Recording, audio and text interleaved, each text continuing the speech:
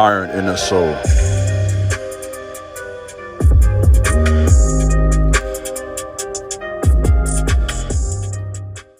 What's up, YouTube? This is Iron and Soul, back today with another very important message. Please subscribe to my channel, like this video, share this video, leave a comment, let me know what you think about my content. Also, in addition to that, please feel free to follow me over on Instagram at TheKingJabez. It will be greatly appreciated. What meals do some work? Today's message is entitled, How to Think Like a Boss While You Are in a Servant Role. And this is something that we all have to do from time to time. You know, you might find yourself in school, you may be training, you may have someone who's a mentor, you may be working a couple of jobs. You know, you may have your own business you're trying to start from scratch. And so all of us have that transitional period, especially when you're 18 to 34. You know, during those years, you're trying different things, you're trying to figure out what your strengths really are, what are you really good at, how do I develop those strengths, how do I identify my weaknesses and improve that, you know, who are my friends, who are not my friends, and all that comes with that growth process and development that we all go through as we transition in our maturity as men. So the goal is to think like a leader, because, you know, that should be your goal, to one day be a boss, to be over something, to be in charge of something, whether it be your own business or someone else's business as a manager, director, supervisor, whatever. You know, so that should be the goal for you as a man, to be in charge of something at some point. You know, and again, that could be someone else's company or your own business.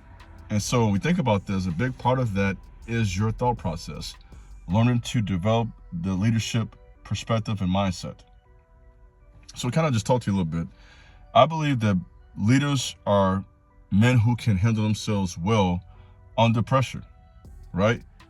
The best leaders understand human pain. And so something that one of the men I knew taught me, and that is, who God will bruise, God will use. Now, that's a very simple statement. I'll put it this way: who the Most High will bruise, the Most High will use. And what am I trying to say? When God wants to use you for anything, this has been my experience. This has been the experience of the patriarchs from the ancient Hebrew days. God's path seems to be struggle. Let me talk to you. I know you're in the room now. Let me talk to you. Struggle, adversity, pain, setbacks. Let me talk to you for a minute. Dealing with difficult people, dealing with arrogant people. Let me talk to you. Dealing with people who don't have no respect for you. Going through challenges with women, going through challenges with your own family, just that hard knock life stuff we all go through. It's easy to say here in a talk on YouTube, but when you're going through it, it's not easy. It hurts. It's painful. And so the best leaders understand human pain. And they understand it's not a matter of where you came from, but it does matter where you come from. In other words, where you came from doesn't have to define you, right? But at the same time, where you came from, what you've been through, that can be used by God, and that has been used by God to develop you as a man, to refine you, to make you stronger. Just as you put gold into a furnace to refine gold, trials and pain and suffering refines men. So it's something about adversity, struggle, pain, long days, long nights that can make or break us as men. So in terms of thinking like a boss, a big part of that is your ability to handle adversity. This, my friends, is what separates the men from the boys. I'm gonna be honest. When pain comes, what do we do? When an iron hits your soul, right? Come on now. This iron in the soul, man, what do you think that means? Pain.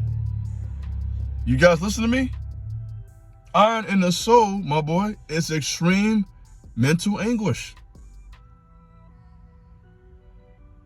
And so how we handle that as men is what will distinguish the bosses from those who will always be in subservient roles. That is up to you. I would say, to add to that, disciplining ourselves.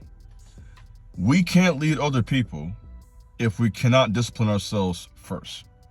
So how disciplined are you in your eating habits? You say, all right, you talking about my eating habits? I mean, that's part of it. How disciplined are you in what you eat? your diet, your fitness journey. Are you working out? Are you keeping yourself in shape? Are you drinking your water each day? Are you making a decision to control your vices? Right? Are you controlling yourself sexually? Are you reading? Are you keeping a journal? Are you consistently learning? These are just questions you got to ask. And, not even just that. Are you developing new skills? Are you learning skills that can help bring money and resources to your life and to your family? And so these are all questions that we have to ask ourselves on a daily basis. And there are several guys that I have mentioned pretty consistently on my Iron and Soul channel over the last 3 years. Prayer, we talked about that. Reading, journaling, meditation, fitness, seed retention, diet, your water intake, your ability to learn from other people, being teachable. That's a discipline. Some people are too undisciplined to be taught. So being teachable and being able to receive knowledge and understanding from other people is a form of discipline. And so, with so much going on in the world each day, making a decision to sit down, listen to a talk like this, or a podcast for an hour or something else, and to take notes, that's discipline. And that's discipline that's going to benefit you in the long run. So as leaders, we have to be learners. We have to learn whatever we're doing. So if you want to be a husband, you got to study what it means to be a husband. Read books, read verses in the Bible. If you want to be a father, we got to study what that means. There are books out there you can read. There's knowledge you can gain, workshops, mentors. If you're trying to be a personal trainer, there's a lot of research you got to do to get really good at that. There are people who are qualified to teach you that. If you want to get into the athletic arena, you want to be a boxer, a basketball player, football player, soccer, whatever, then you have to learn and discipline yourself when it comes to something like that. I think about Kobe Bryant, for example. It comes to mind right now. So many guys who are great athletes, but Kobe comes to mind right now. And Kobe disciplined himself, and he was up every morning at 3 a.m. 3. He was at the gym by 4. He was up at 3. And he trained consistently for years so that he would make sure he was ahead of everybody else. And he proved that with his career over the course of 20 years. So a part of our leadership journey is making the decision consistently to be a learner. We have to commit ourselves, guys, to be lifetime learners. Never get to a point where we think we know it all. I'm definitely not at that point. I'm reading books right now. I'm studying. I'm researching. I'm a lifetime learner. Learning didn't end for me when I finished school 3-4 years ago. You guys know my research and my background in history. I earned a doctorate degree in theology. Yes, I said that, doctor in theology. Well deserved. 3 or 4 years ago. And I'll tell you what, my study didn't end with that. I have been reading and reflecting and learning ever since. So why do you say that, Iron? So I say that because I am committed to learning and to increasing my knowledge and wisdom. Increasing knowledge and wisdom is something that I do on a daily basis. I refuse to be dumbed down. Amen, somebody. You ought to put that down in your notes. You should say that to yourself. I refuse to be dumbed down. Refuse that. Because if you're around the wrong people, you talk about leadership. Leadership is also, by the way, choosing your friends carefully. Let me put that out there too. I'm just talking to you now. This ain't no bullet point message. I'm just talking to you. This Iron talking. Just giving my experience. You say, Iron, what credibility do you have for this? Well, I've been in leadership formally 14 years. In various capacities. I don't have to go through my resume. That's unnecessary at this point. But I've been in the trenches. I proved myself. I know a little bit about leadership and being in front of people. And I'll tell you one thing about this. You got to be careful who you surround yourself with, right? That's a part of leadership. Choosing your circle carefully. Getting away from people who only bring you down. Learning who the lurkers are. The word lurker is used in the scriptures, and it essentially means a person that is hidden, hiding, watching, monitoring. There are lurkers who are watching you, and they see you trying to make progress. This is part of leadership too, by the way, discernment. When you're trying to go forward and prosper and you are aggressive about your progress and you are in a process of growth and learning and development and trying to be raised up for leadership, guess what? There's a bunch of lurkers, haters that are probably there watching you, stalking, want you to fall, trying to sabotage you, trying to, pour that proverbial salt on you to bring you down because they can't take your progress. And as a leader, we have to deal with all of that. So leadership isn't just you understand, making a decision to learn and to put into practice. A part of that is, a big part of leadership is dealing with people. Just put it out there. dealing with people. Because as wise as you are, as much as you know and what you want to do, the challenge is going to be when real humans come up against that and challenge that, undermine that, try to devalue that. This is what people do, by the way. This is what I know from being a leader for 14 years. People will try to devalue your work. Some of you doing it with me right now, Iron So, low key. People devalue your work. People will try to discredit you. People will try to undermine. This is what happens whenever God places you before people. You will be challenged. They challenged Moses. So you know they're going to challenge you and me. That's just the way it is. They challenged Malcolm X, right? Dr. King. So when you are standing before people and presenting yourself as a leader, you're going to be challenged. You're going to be challenged. You're going to be talked about. You're going to be not liked by a lot of people. I'm just trying to brace you for this because that's what it means to be a boss. Some of you guys got the wrong interpretation of this. Being a boss, being a leader is often being hated. It's often having to stand alone by yourself. There's a true saying, it is lonely at the top. And the top isn't just money. The top can be position, influence, leadership. When you are over something, you're at the top. It's lonely up there, right? And so you have to be strong enough to deal with that without falling into two extremes. And one of those extremes is to just let people run over you, right? And be the nice guy. That's one extreme. And the other extreme is to just run over people and to bully folks to keep them from bullying you. I've seen both extremes of leaders. You got your bully bosses who just bully everybody and run over everybody. And then you have those guys who are in positions of power who never stand up to anybody.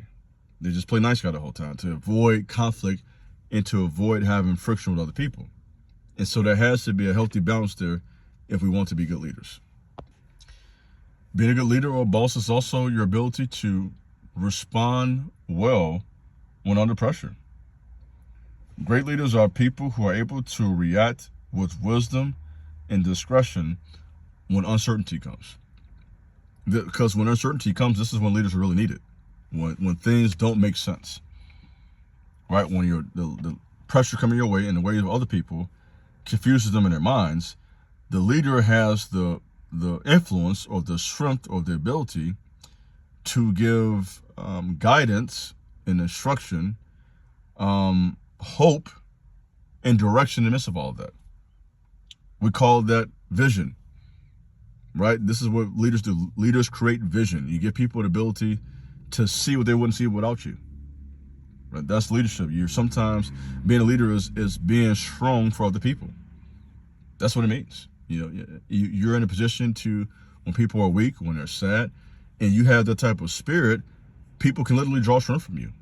And people will literally come looking for you to get encouragement, to get hope. They'll go out their way to see you because if I see this guy, I'll feel a little better. That's the power, and that is the value of being a boss or being a leader. Leadership or being a boss is also intentional responsibility to relationships. Intentional responsibility to relationships. That's something I've done with Iron So. I've been intentional about my relationships. I've had consultation calls with a lot of guys. I've talked about where I do those still to this day. Consultation calls. I've written a book to share my own personal life experience. I've met with quite a few guys in person for coffee at the gym. I've talked to a number of guys over the phone. We've met in private group meetings and whatnot. And so I've done a lot of work on the side, in addition to these videos, of course, to be intentional about developing relationships with those who I am attempting to lead through my Iron So work. And prior to that, before I did Iron So, working in ministry, I would play basketball with guys. Sometimes off days we would go to games. I took guys to Bulls games in Chicago. You name it. Cookouts. That's all part of leadership. Leadership isn't just telling people what to do, but it's really doing life together. That's a leader. Barbecues. Let me talk to you. Going to games. Talking. It's not always just telling somebody what to do. That's not what it means to be a boss. It's really being someone that people want to be around. That's leadership and influence. When people want to be around you to draw strength from your energy and also to gain knowledge and to gain wisdom that can help improve their lives. You got to ask yourself what sets you apart. What is it that uniquely sets you apart? What are your spiritual bullets or ammunition? What is it that can make you powerful and position you before other people? What do you have a love for? What do you have a love for? And whatever that is, that's something you must discipline yourself in to get better at. Some of you guys have a love for weights. Some of you have a love for music. Some of you have a love for entertainment. Some of you have a love for business. Some of you have a love for ministry or music, poetry, writing. You get it. Dancing.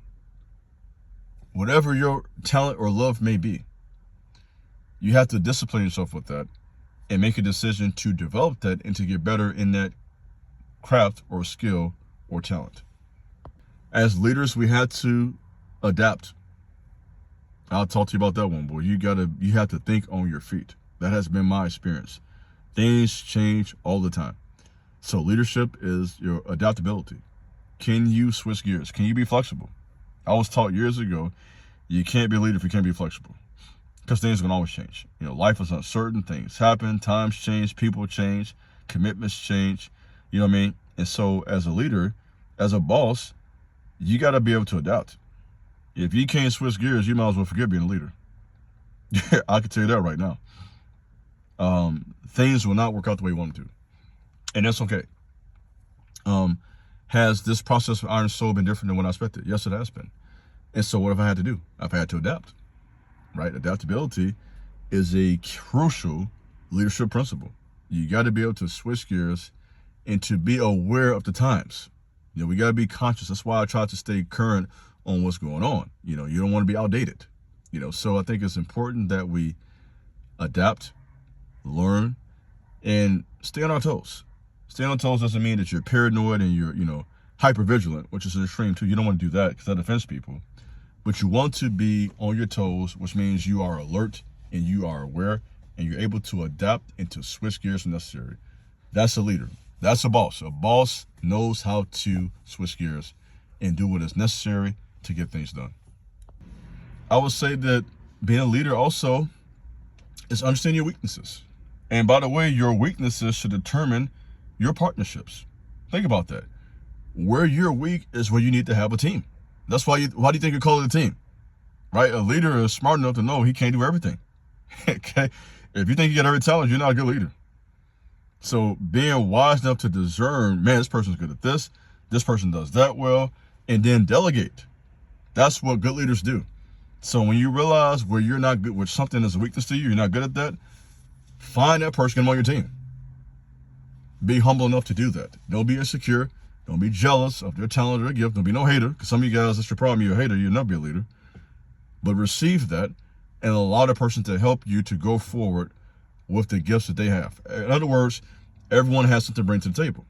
And so a big part of leadership is also understanding your weaknesses.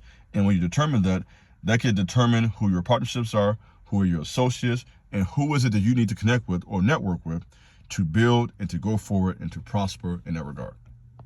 So guys, as I close this talk, I want to close this talk with some questions for reflection as you go from your process of thinking like a boss while being in a servant role. First of all, where did you come from? Your hometown, your city, your associates, your friends, who raised you. All of this has an impact on your worldview, how you view the world, the type of people you want to be around in the future, the people you want to avoid, people you don't want to avoid. So reflect upon your upbringing. This is very important. You're 23, 22, 18, 25 years of age.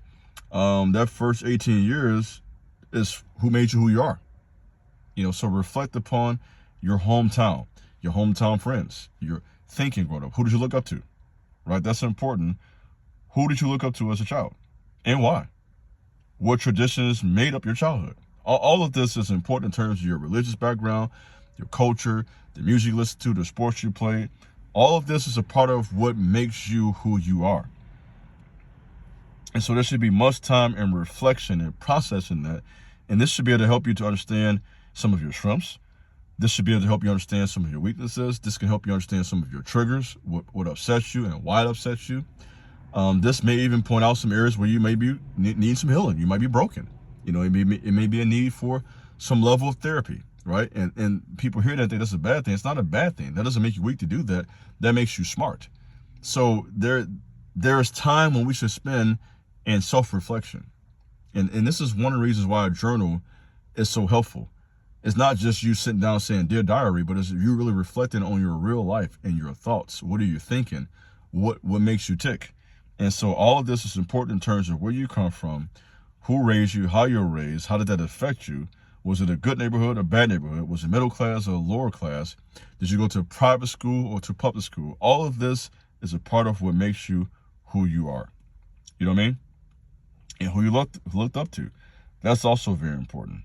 And so what did you know to be true about yourself even when you were a child? That's very important.